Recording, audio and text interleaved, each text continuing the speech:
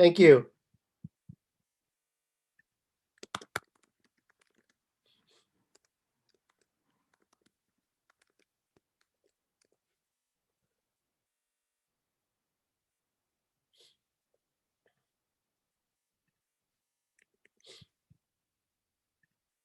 Does anybody know what the rule of thumb is when it comes to marketing versus um, production costs for movies? Any idea? This is kind of a 346 question, if you've taken me for 346. Anybody remember?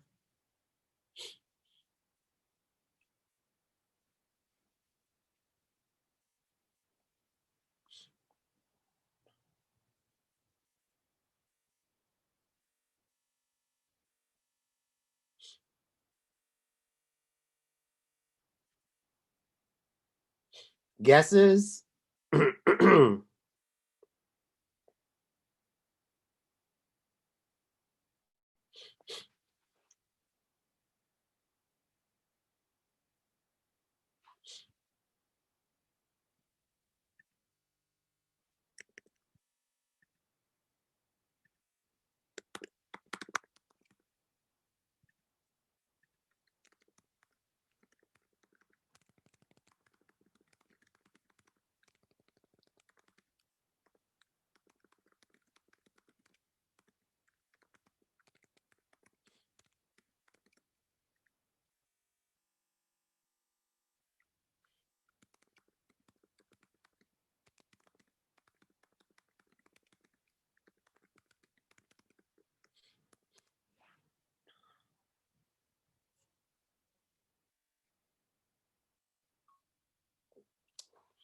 You're close, Madison, actually. What is double the amount? You're right, based on how you look at it. So what is double the amount? Is it the marketing part or is it the production part?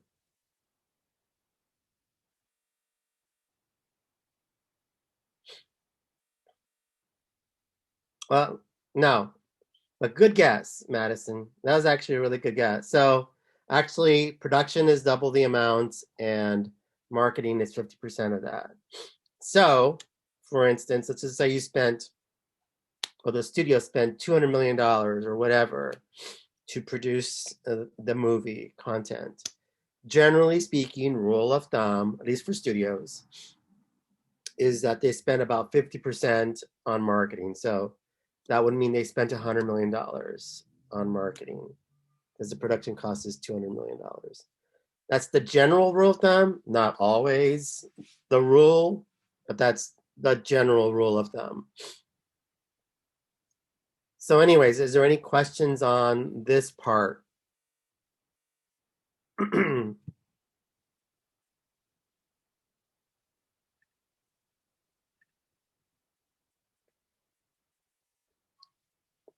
Well, it is a lot of money. This is why only a few companies can do it.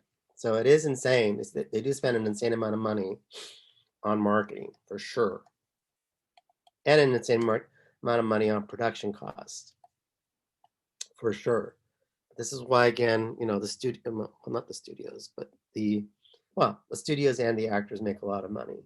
And so does the producer and the director and those folks. Anyway, so is there any questions on number 5?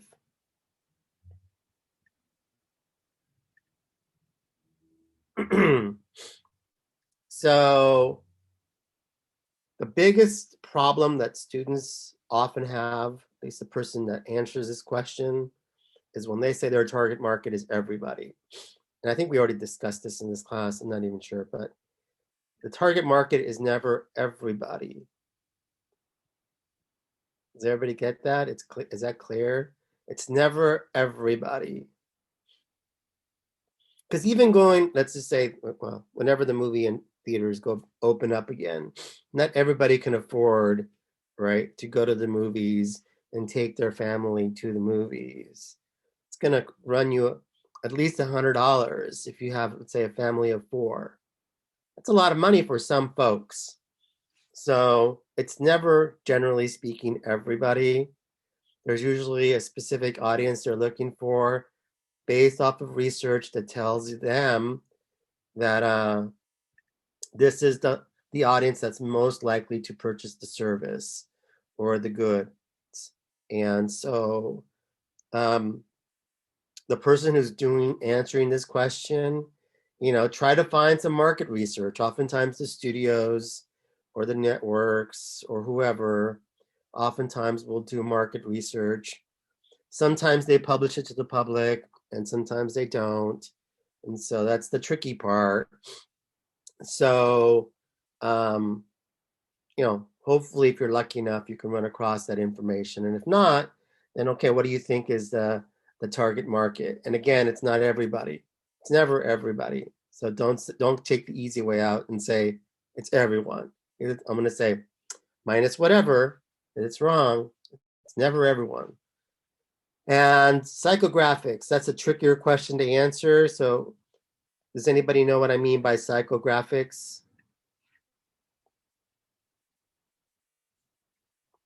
Which is not the same thing as demographics. Excellent. Yes, attitudes, personality, behavior, those sorts of things. Very good.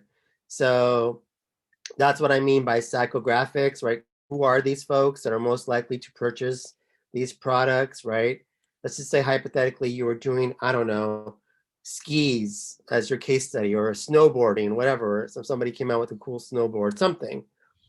So who's most likely to purchase a snowboard? It's not everybody. It's not even everybody that's 18 to 25, right? And it may not even be people who ski, because skiers are, I've heard, I don't ski very often, but I've heard from people who do ski that there's, the psychographics of a skier is not necessarily the same psychographics as a snowboarder.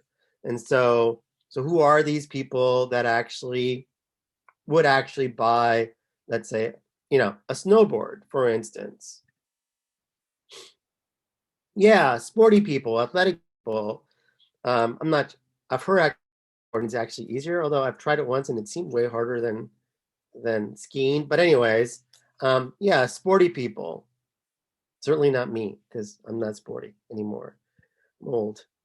So any questions on this part? One last point about this before I move on. The secondary target audience. So think about people, right, who might be role models for the primary target audience, for instance, or mentors, right? So who is this secondary target audience that may convince, right, the primary target audience to buy this product? So for instance, right, let's say a movie, you could say it's family, but really the people who are buying the tickets is either mom or dad, right? Generally speaking. And so the secondary target audience might be kids, right? That are going to convince mom and dad, hey, mom and dad, I want to go watch this movie. Would you please take me? Blah, blah, blah. The kids, right? Let's say I don't know, age 7 to 12 might be the secondary target audience if you're just making reference to families, for instance, to be more specific. So questions on the secondary target audience? It could be older folks, right, who are maybe mentors to the primary target audience and say, hey, this is a good idea. I think you should buy this. People you think may have some influence over the target audience. Questions? No questions? Any questions on 6? Oops, I may have a question. That makes sense. Good. Excellent. So competitive strategies. Another big mistake that sometimes students make when they're answering question 6, whoever's going to answer question 6, is oftentimes they only focus on competition within their industry, which is fine. That's good. But again, right, we are talking about entertainment and tourism here. And really what what we're talking about here is people or all these companies, right? All these tourism companies, all these entertainment companies, all these companies are really competing for your attention, right? We live in this, some people will call it the attention economy, but we are really living in this economy where people are trying to get your attention. So, you know, if we're talking about, let's say, a movie or a television program or some sort of live event or anything, right? There's obviously just competition within the industry, but then there's also competition outside of the industry. So, you know, whoever's answering this question should be like looking like, okay, what else is going on in the marketplace that's entertainment, right? Or even tourism that could be competing against this product at that point in time. Does that make sense? To kind of take a look at the landscape.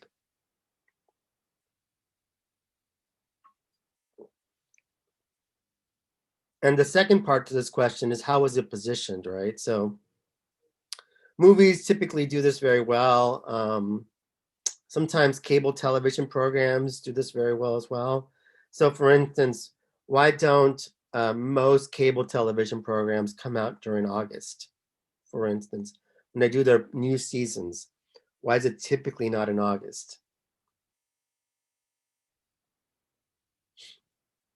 Why do they avoid that window? I'm referring to basic cable or even premium cable networks like HBO or Showtime or whatever. Why do they usually not premiere shows in late August and even early September, really?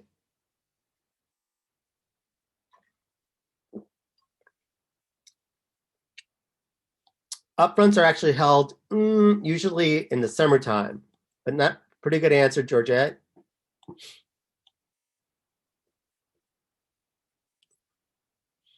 Natalie's on the right track.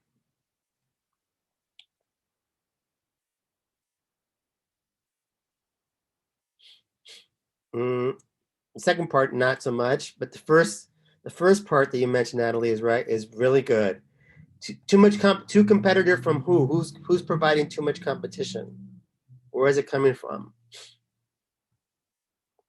At least again for cable and not necessarily movies, although that's part of it. Network television, yes. So very good. Network television generally launches its new shows, generally speaking, for the fall lineup, generally late August, early September. So this is generally speaking. Well, yes, there's a lot of competition in sports as well, Jacob. But the other networks usually launch their new shows, the basic networks, right? Like ABC, NBC, CBS, Fox, and so this is why cable generally avoids that window because the network television, even though most of us don't watch it anymore, still right reach a larger audience than most cable networks. So very good, Madison. Great answer. So no questions about number 6.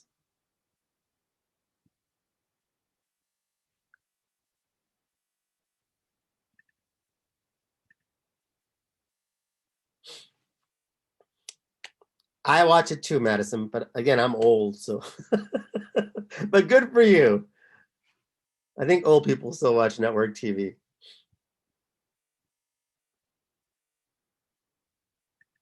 And I'm glad that a young person is watching network TV. They have some good programs.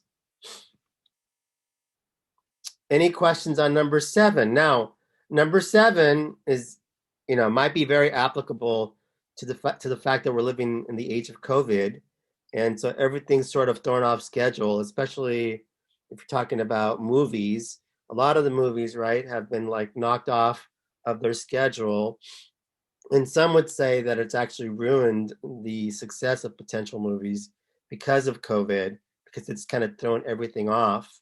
Um, so if you think about a movie like Tenet, right? Tenet was supposed to be this gigantic hit, I think it was supposed to be the first blockbuster of the season, at least in 2020.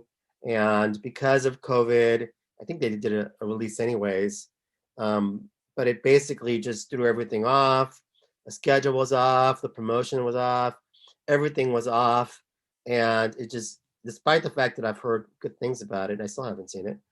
Um, it failed. And so this is where, you know, you look at how things were implemented, right? And so did the things come off on schedule? Did they come off in right order? So when I used to work in the movie industry, we had this really cool movie called, I thought it was a cool movie. It was called Nicotina. Nobody's probably heard of it. Um, it starred Diego Luna before he became Diego Luna. Diego Luna of Star Wars. Anyways, pretty cool movie. And I'm not really quite sure what the heck happened, but they were supposed to run television ads on Thursday, and I'm not sure why they weren't run, um, but they weren't run for whatever reason. And again, I don't even remember what the heck happened. I didn't work in media buying or media planning, so I don't know what the heck happened. And also, it turned out after the fact that we actually ran billboards or our ads were not what appealed to people.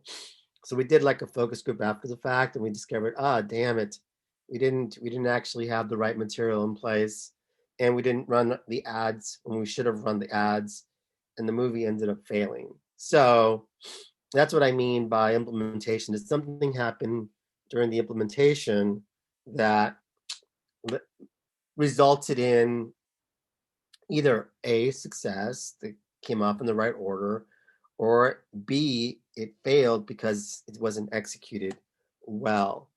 Um, the second part of this is a little trickier to answer. Is how did the target market judge the plan after it was said and done? You know, did the target market like the way, like the plan? Um, how did the company judge the plan? Did they agree or disagree?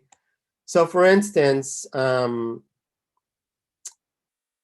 group did Mulan. I think it was Mulan for Disney Plus, and they analyzed how it was launched into the marketplace, and Disney thought it was a success because it attracted viewers and so on and so forth. But the target market hated it in a sense that they didn't like the fact. I think they, if I remember correctly, didn't Disney charge like $30 or something like that? I can't remember. Does anybody have Disney Plus? Does anybody remember this?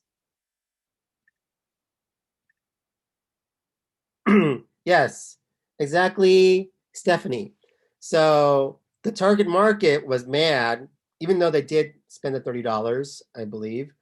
They were, well, at least according to my group, they were mad that people had to spend $30 for one. Yes, thank you, Adam Maria. That they had to pay a $30 one-time access payment for access, and they were really pissed off about the fact that they had to pay this $30.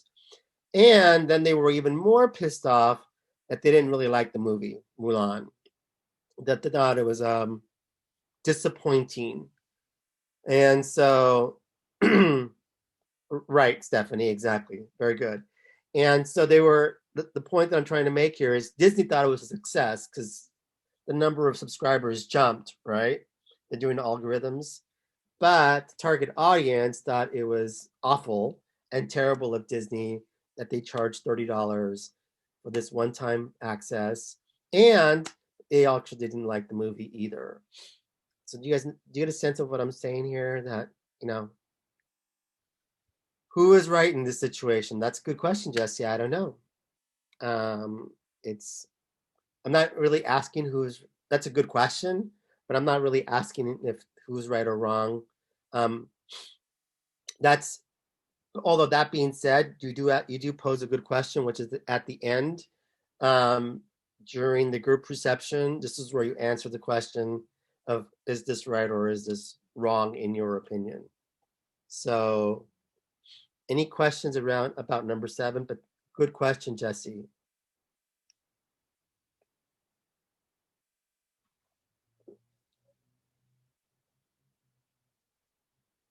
Ooh, I'm not sure. I don't have Verizon, George, yet. That's a good question. Um, I have AT&T, so I don't know. Although I've heard Verizon's better. I don't know. So, any questions? Now, this is the part where Jesse poses a really good question, right? And so, this is at the end, right, where after it's all said and done, you have the benefit of hindsight. And basically, you look at, okay, the campaign after it's all said and done. And so, how effective was the campaign or ineffective, right? Do can you use any theories to explain success or failure? Again, if you think about 446, um, what would you have? What would your group have done differently? So going back to Jesse's point about is this right or wrong?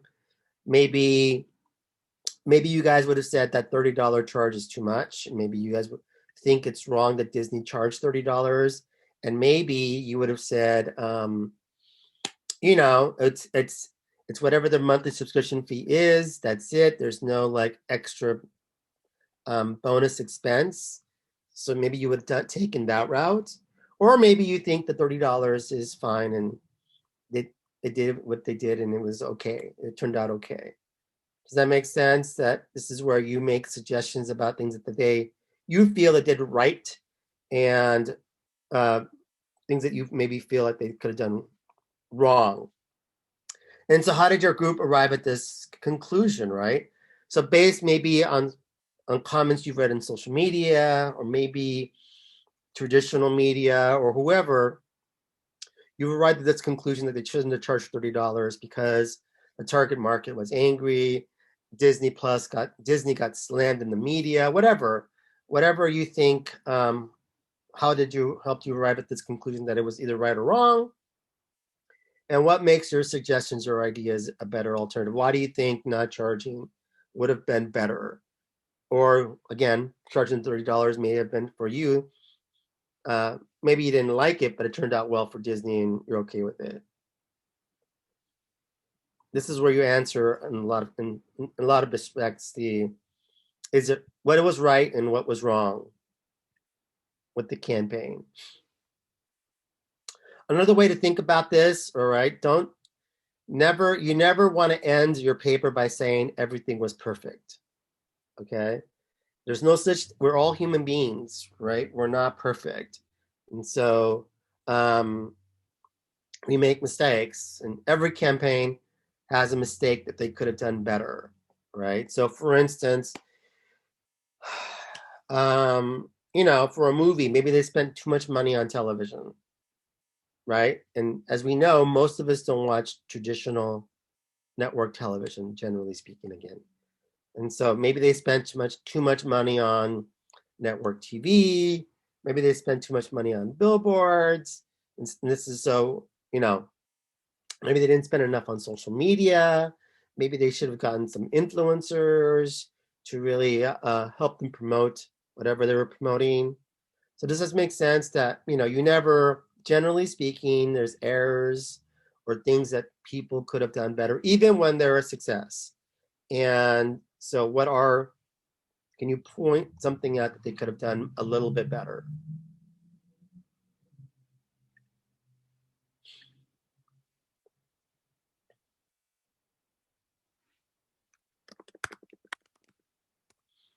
So now the big thing is finding a case study. Yes, Jack, it's always room for improvement. There's good campaigns, but there's always striving to be better. And there's always room for improvement, and there's no such thing as a perfect campaign. Exactly right, Georgette. Maybe they totally missed their ideal target audience. And maybe going back to your point about secondary target audience, it turned out that, really their market research should have identified their secondary target audience as really being their primary. Sometimes that happens in a campaign. The people you thought were actually going to buy your products or goods turned out to be a different target audience. So you misidentified the target audience. That obviously that's a mistake because um, older people consume content differently than younger folks, generally speaking, of course.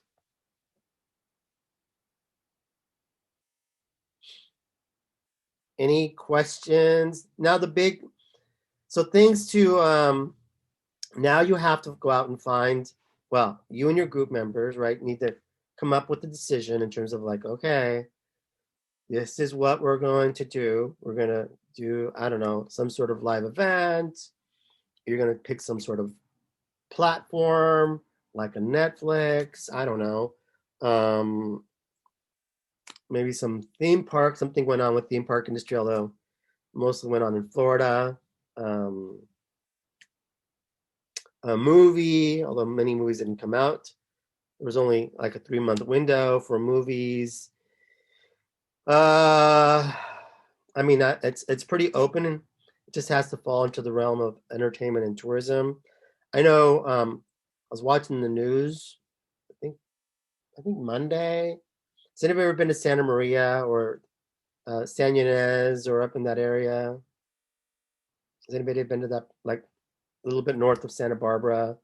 Good wine tasting. Yeah, it's. I would like to retire in San Ynez if I. Unfortunately, everything costs like $1 million there. But yes, Bailey. So I don't know if any of you heard, but that part of the state had some sort of interesting campaign where they essentially gave everybody like $100 credit to go and travel up there. And I think it was all these businesses and wineries and all these different businesses got together. And apparently it was such a big hit that, they ran out of the the special. I think they had a certain number of tickets or a certain number of people that were offering this to, and it sold out. And people were still demanding some more of this, but they ran out of it. But um, that was an interesting campaign. It's centered around the stimulus that we all, well, I didn't get it, but some of us got.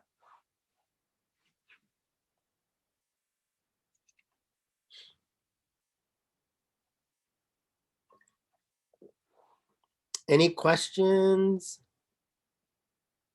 Uh, whew, 2019. I don't know. Um, what movie did you have in mind, Alexis?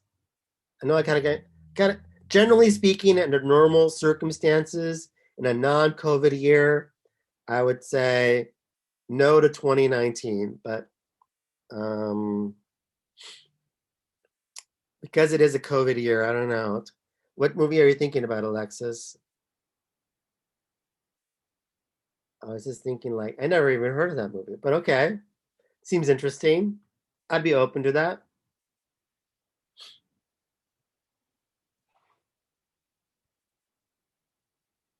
Really? Okay. I'll have to check it out.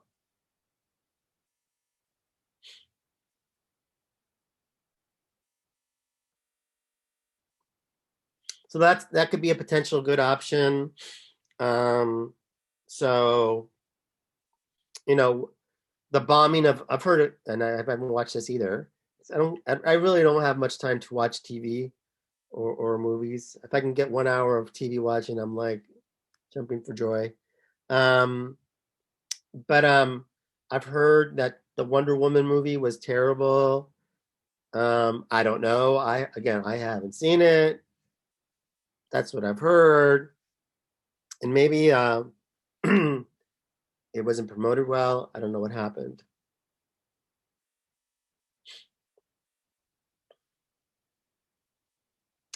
Good question, Katia. Oh, she asked if for the case study that's due tomorrow, um, do you do both or one or the other? If I was doing the case study, I would pick one or the other versus trying to combine them. I would just pick Netflix or I would pick Amazon.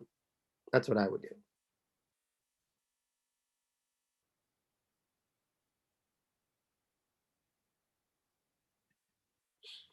Any last questions before I I start talking about copyrights and trademarks.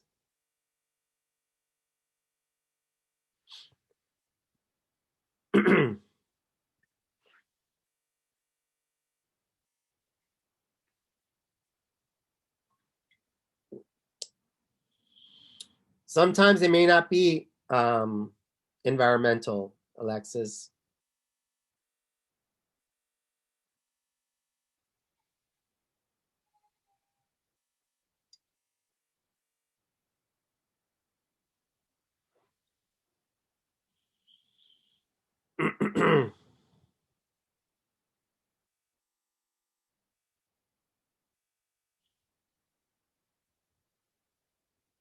uh, that's a good question, Megan.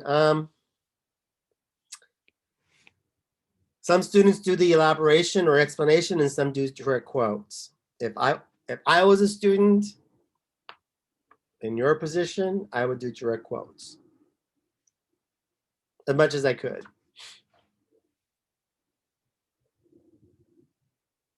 But again, some students do very well just by, through explanation. They paraphrase the direct quotes and they do just fine. It just depends. But if I was you, I would do direct quotes.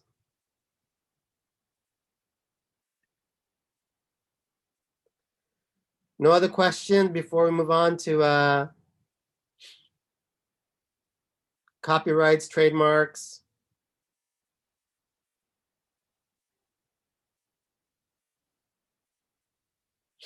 The last piece of advice for you, as you guys are doing, you're going to be doing obviously a group project. If you're going to be assigned a certain question to answer or two questions to answer. The number 8 is the hardest question to tackle, so that counts as 2. So the person who's doing group perception shouldn't do anything else. This is a hard enough question. And so my advice to you is, even if you're not answering that question directly, through your research, you run across something that may help one of your team members, you should send it off to him or her. So like this is a cool article. You may want to read this. And so I think if team members behave that way, you're more apt to have a good, solid experience with one another. So try to be good team members and help each other out as much as you possibly can. Of course, you can't write their paper for them or their part for them. If they don't do that, that's on them, not on you.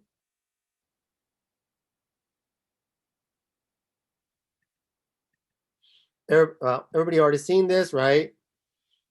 I posted this already.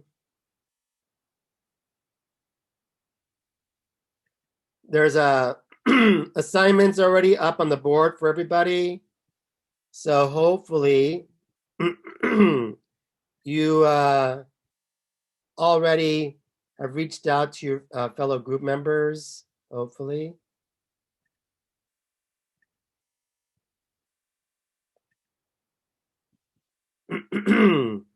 Any last questions before I start?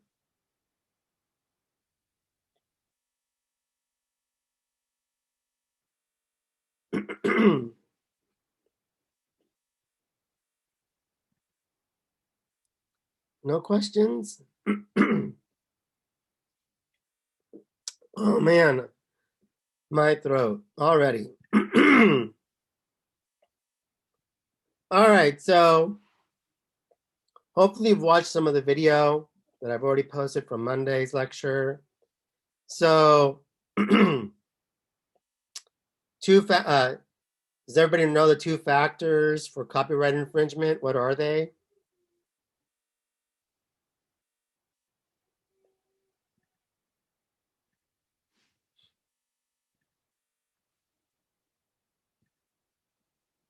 Thank you, Natalie. Very good. It has to be a likelihood of access or access, as well as similar to the original. So if you have those 2 elements, right, you have a good case for copyright infringement. And so I do believe I showed you guys the video on Katy Perry's interesting court case. Um, I find it interesting because first and foremost, she did lose the first case. They appealed and she won. And so it's going to be interesting to see moving forward if she's actually what the other artist is going to do in terms of they're going to reappeal this case, because it is an interesting case in terms of like whether or not did she really infringe or plagiarize this song, a Dark Horse song. So I don't know. It's interesting. Fair use. Is everybody familiar with the Supreme Court case that's centered around Luther Campbell and Acroft Rose Music? Is everybody familiar with Roy Orbison?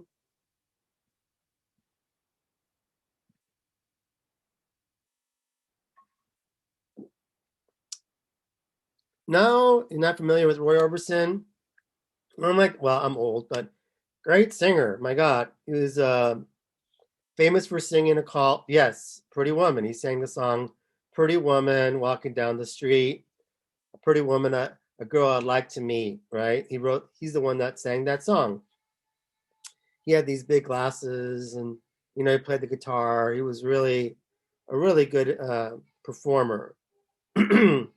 Oh, good. I'm glad Professor Erickson talked about this court case in her 407 class, so that where uh, I don't have to talk about it too much then. So it was a court case that centered around parody, right? The whole idea that you know um, Luther Campbell and Two Live Crew essentially covered the song, and Roy Orbison's Acroft Music Group sued them for copyright infringement, and this court case went back and forth, back and forth, back and forth, and eventually reached the Supreme Court, and Two Live Crew, Luther Campbell, wins the parody case, and essentially it falls under fair use, and essentially parody is now protected speech.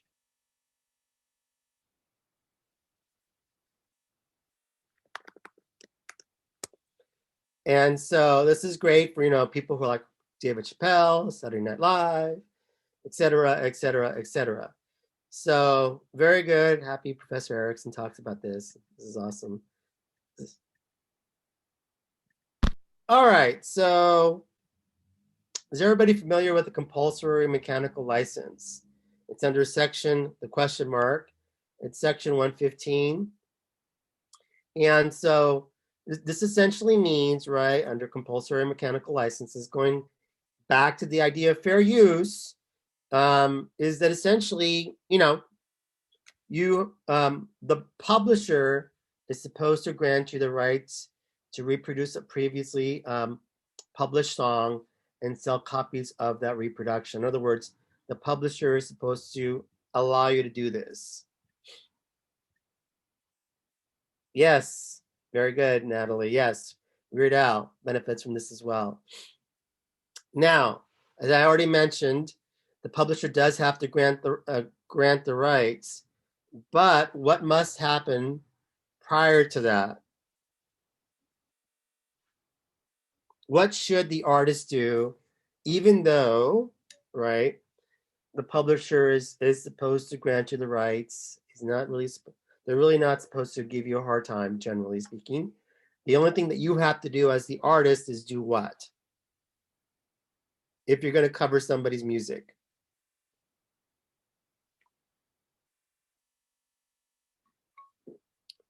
You're still responsible for something.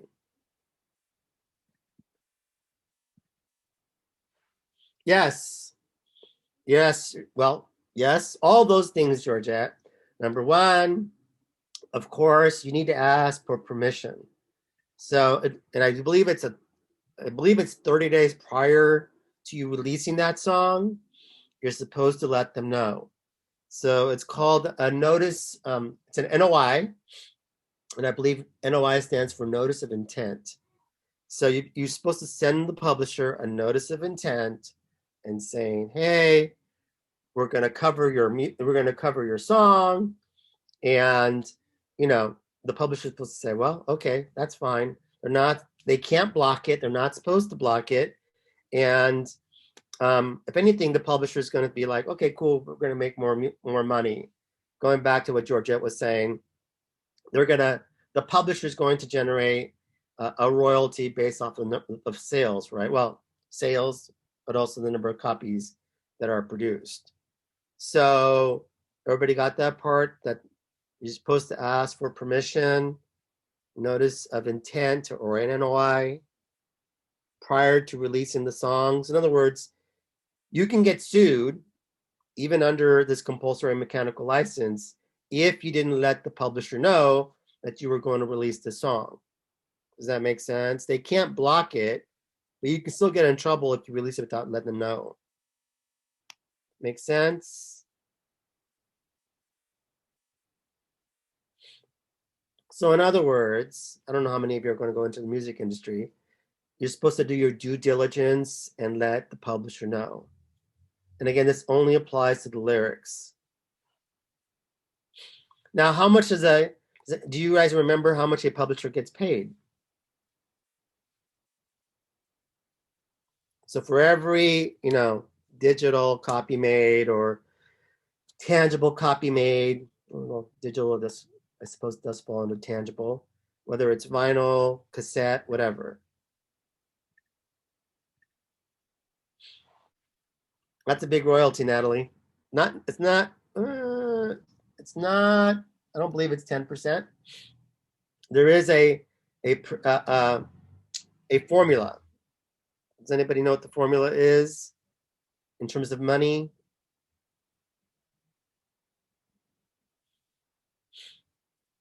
Now, the actual artist that's singing the song might actually get 10% royalty, Natalie.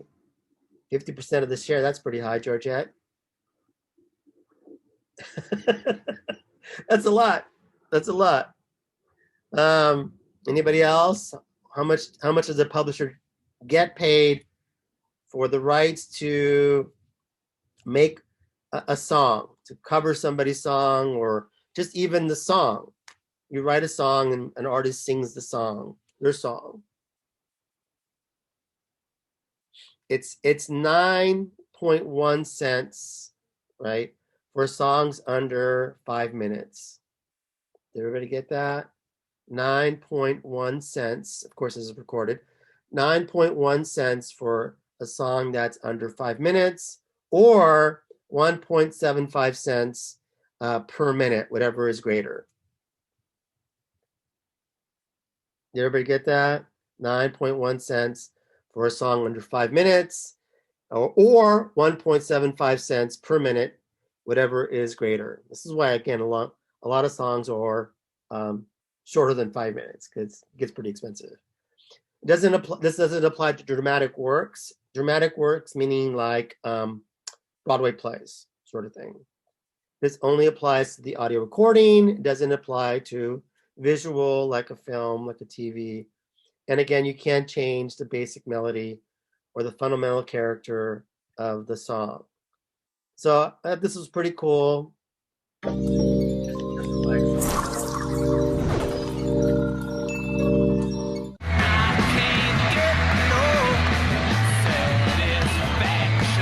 Who said imitation was the sincerest form of flattery? Welcome to WatchMojo.com, and today we're counting down our picks for the top 10 cover songs that sound completely different than the original. For this list, we're looking at the artists that took major risks when covering songs from other musicians, either changing the style or tone of the original. You got me going. You're oh so charming. You're nothing but a womanizer. We're not taking into account cover songs which have been only performed live, however, just songs with a studio version to back it up. Lollipop.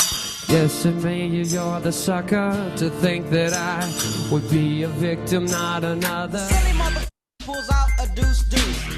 Number 10, Boys in the Hood, Dynamite Hack, originally by Eazy-E. Cause the boys in the hood are always hard. You come talking that trash, we'll pull your car. Starting things off with one of the more odd entries on our list, Dynamite Hack's cover is a mellow and acoustic arrangement of Eazy-E's gangsta rap classic, Boys in the Hood, here reimagined with more than a little bit of post-grunge irony. Cause the boys in the hood are always hard. Come talking that trash and we'll pull your car. The real key to Dynamite Hack's success is the monotone delivery of the lead vocals matched with all the original's gruff and boisterous bravado, which provides all of the comedic punch and timing needed to make this cover a hit. From the 8 ball, my breath starts stinking. I gotta get my girl to rock that body. Before I left, I hit the Bacardi.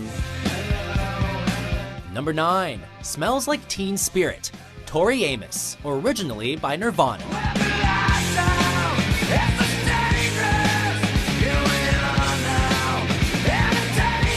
Stunning singer-songwriter Tori Amos is no stranger to releasing inventive, unique cover versions of artists as diverse as Eminem, R.E.M., and Slayer. Yet it's this 1992 version of Nirvana's Smells Like Teen Spirit that really strips down the original's arrangement and essence to its basic, memorable vocal melody. With the lights on, it's less dangerous. Here we are now, entertainers. Amos's passionate, sensual vocals are set on full display here, as is her evocative and haunting piano playing, which punches each chord with a charged, palpable energy. If intense headbanging and rough vocals aren't your scene, you just might enjoy this powerful rendition instead.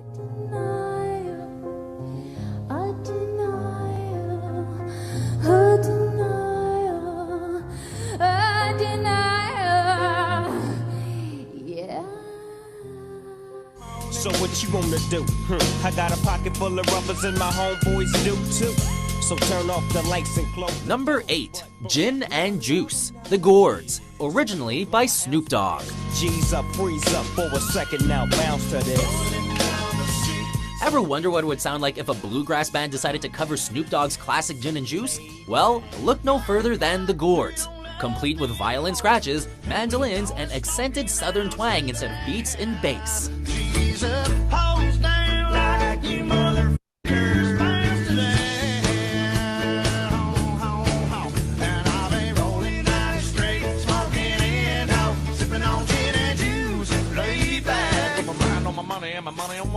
The Gourds don't stray far at all from their musical roots, instead adopting the original's lyrics into their own upbeat musical arrangements, which fit in just fine with their swinging country roots rock, eventually reaching the ears of Snoop D-O-double-G himself, who gave the Gourds cover his seal of approval shortly after this version was originally released.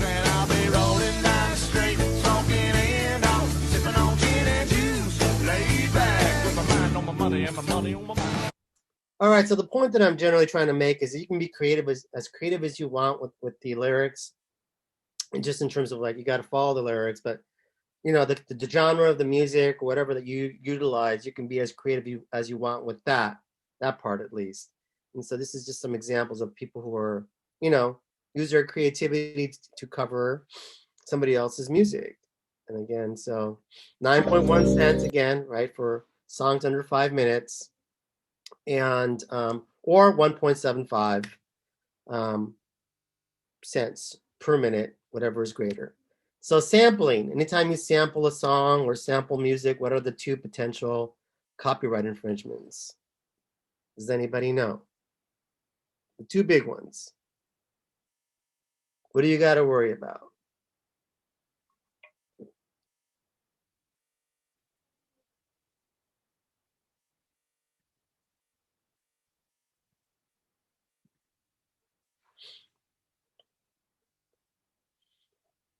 Partially true, Natalie. The amount of the song used, but as long as you give permission, you're fine. So the two big potential copyright infringements is one, centering kind of what Natalie was saying on the master recording, right? That's one potential infringement. And the other potential infringement is on the composition. The composition being the actual lyrics of the songs. The master recording being the lyrics and whoever sang the song. Two potential infringements that you have there. one that centers on the publisher, and one that centers on the artist and the publisher. Any questions on mashup? Do you still need permission from a publisher when you're doing a strings of mashups? Which used to be a thing on social media. I don't know if there's still a thing.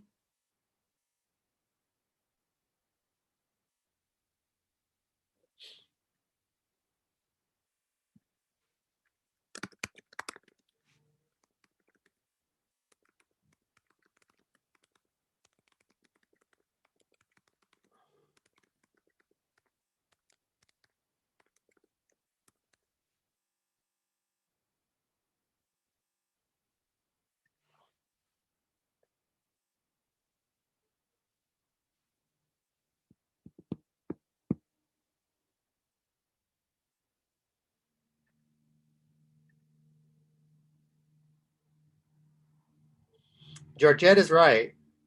Generally speaking, the answer is yes, but it does sort of depend on the amount that's used. But that's where it gets tricky.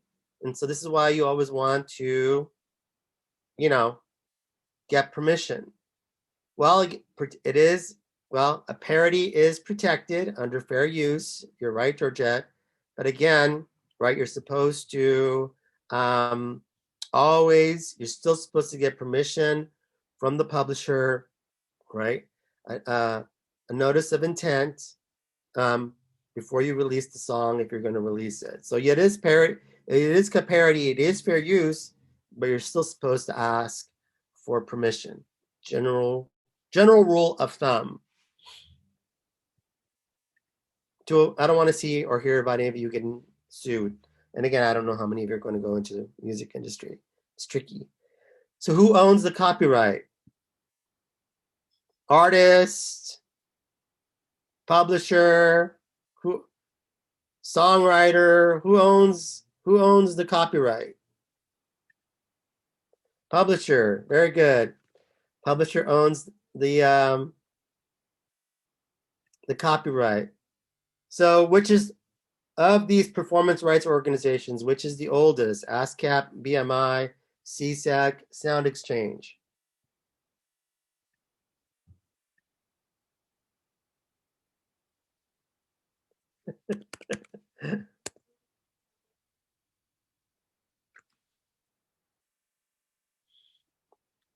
You're right. Taylor Swift, smart lady. I'm telling you, she's smart. She might be young. She's smart. She has some business savvy to her, no question. Somebody's taught her well, or she's taught herself well, one or the other. But she's obviously around smart people. So yeah, whoever said ASCAP is the oldest is right. ASCAP started in 1910, I want to say. What type of royalties do they collect? And they being three of them, referring to ASCAP, BMI, and CSAC. Kind of gave away the digital.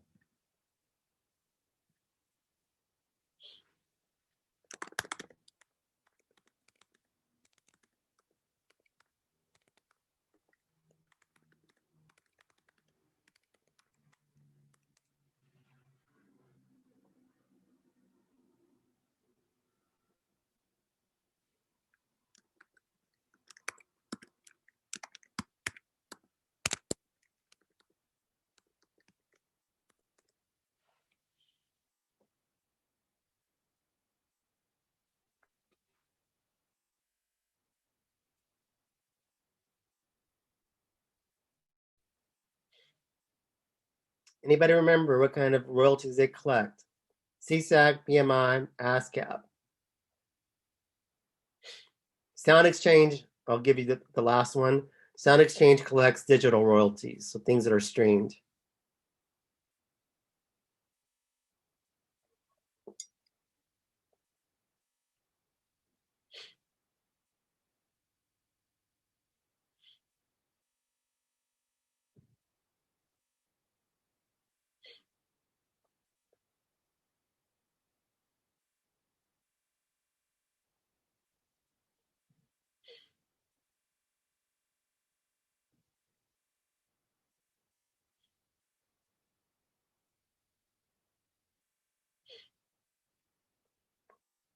Sound Exchange does music streaming, Georgette.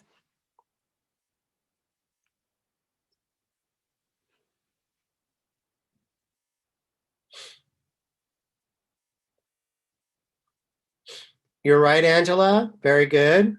So CSAC, BMI, and ASCAP do collect performance royalties, and I'm referring to live performances. So if somebody covers your song during the live performance, whoever represents you, whether it's ASCAP, BMI, or CSAC, collects the royalties on your behalf. ASCAP printed work like sheet music. Yes, but that falls under live music as well as broadcast. So ASCAP, BMI, and CSAC also collect not only just live but broadcast. So music that's played, let's say for instance at venues or on a television network or on cable network or on radio stations, that is all collected by ASCAP and BMI and CSAC. So again, it's for ASCAP, BMI, and CSAC, they collect the live performance, as well as the broadcast. Sound Exchange collects the digital.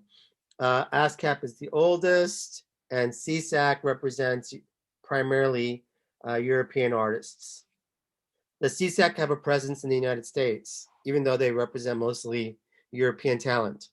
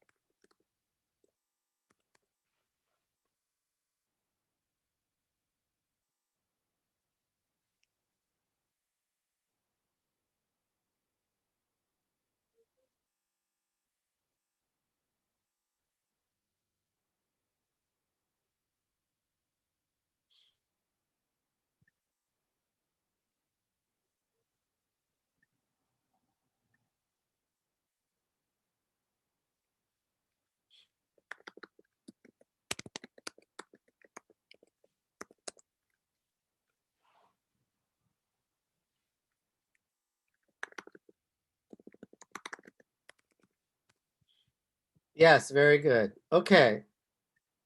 So moving on to international copyrights. So Victor Hugo, I don't know if anybody's ever heard of that name. Famous, I believe, was a famous author. I think he wrote Les Miserables, if I remember correctly.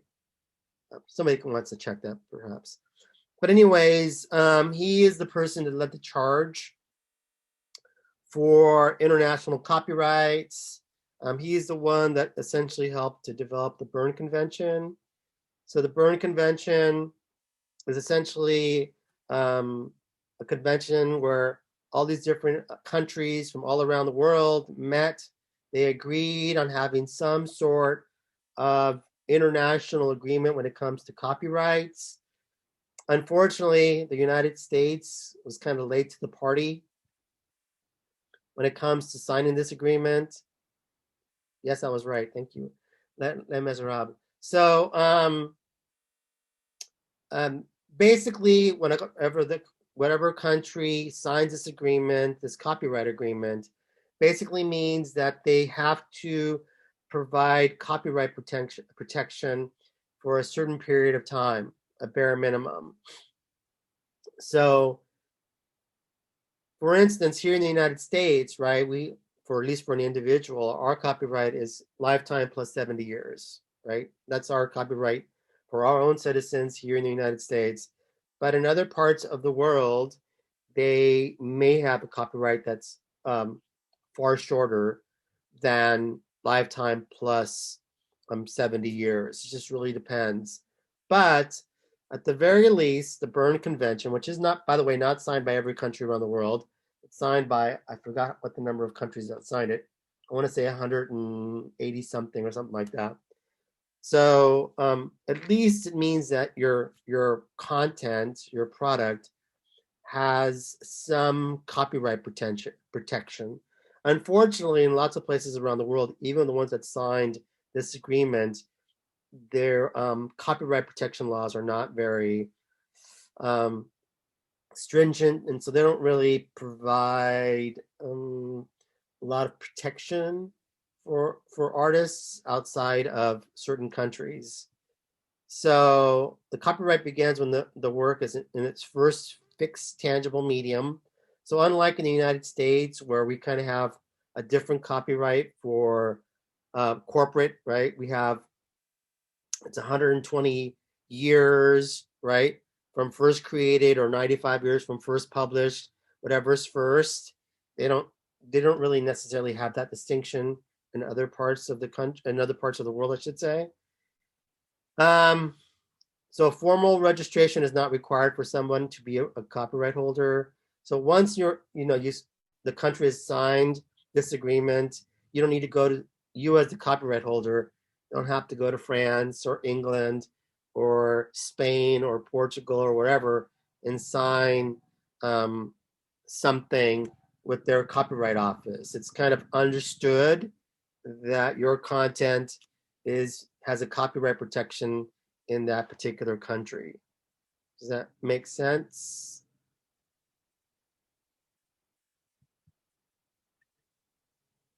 So, oops, question.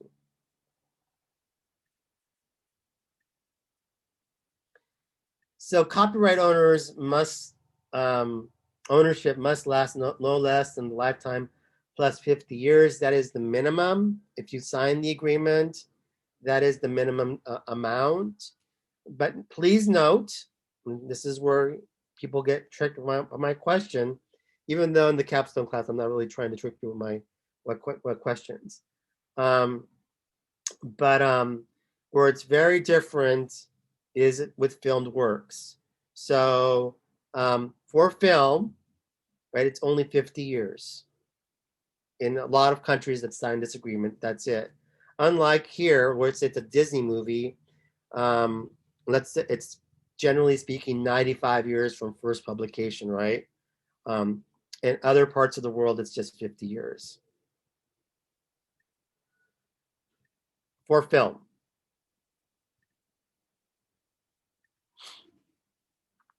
And how much time I got?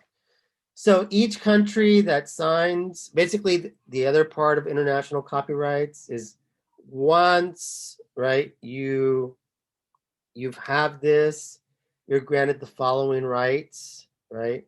The right to translate your works. In other words, you can take a movie or a song or whatever, and once you can translate it from English to Spanish, and you're still getting paid. You can make reproductions or additional variations, I suppose.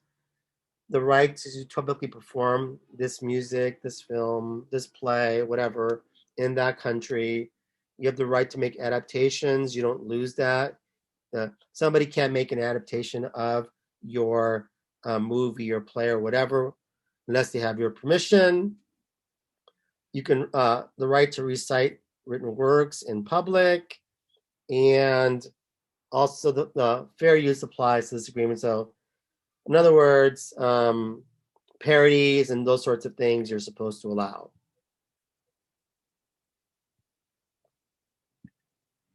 And this is the last thing I'm going to talk about because it's 12:41 or 12:43. So the Madrid system.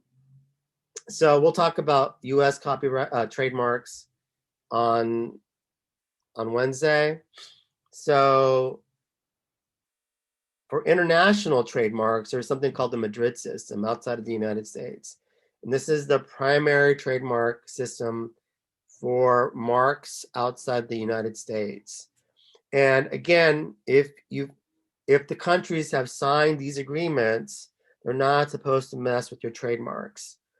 I'm not really quite sure if China has messed or signed this agreement, because oftentimes I've heard that China doesn't do a really good job of protecting trademarks as well as copyrights. And so sometimes they'll steal our trademarks and use our trademarks, U.S. trademarks, and use them in China. And so China's a little bit, from what I've heard, again, a little bit like the Wild Wild West when it comes to copyrights and trademarks. And again, not 100% sure if they signed this agreement. I believe they have. Anyways,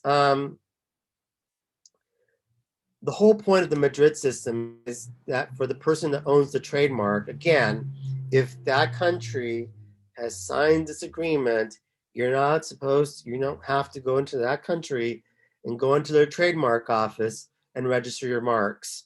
It's supposed to be understood, if they signed this agreement, that your marks are not going to be stolen in that particular country.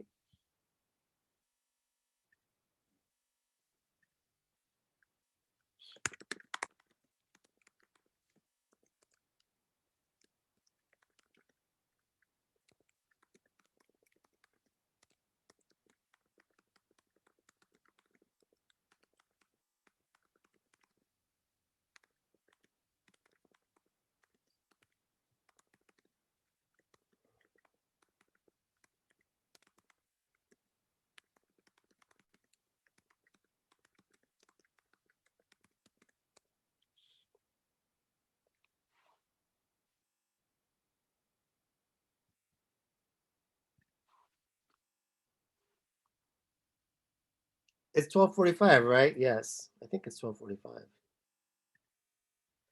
All right, so I think it's 12:45. So class is over.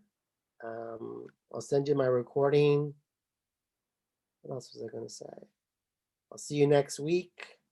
We are behind, but we're going to start catching up. Any last questions on the case studies? Any last questions on the group project?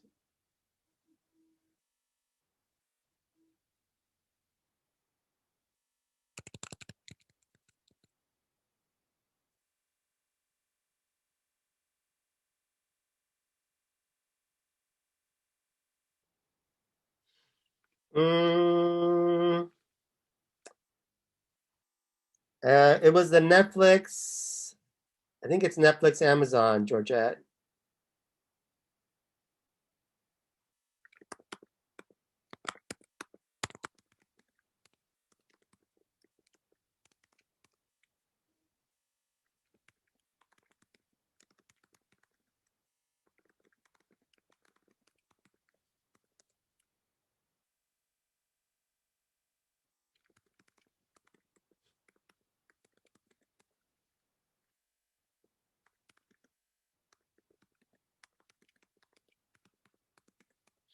You had two choices.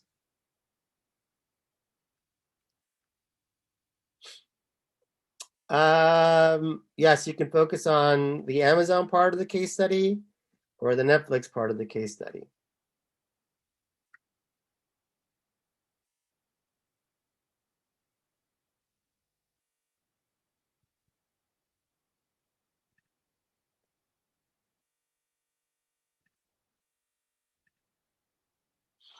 Any questions regarding the group project?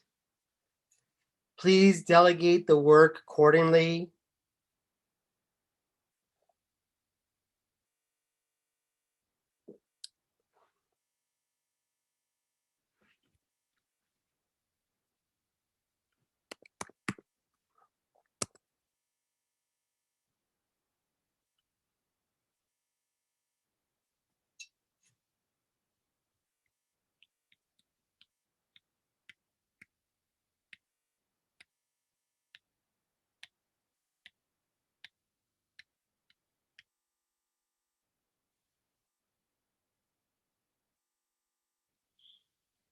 What do you mean, Jesse? For promotional?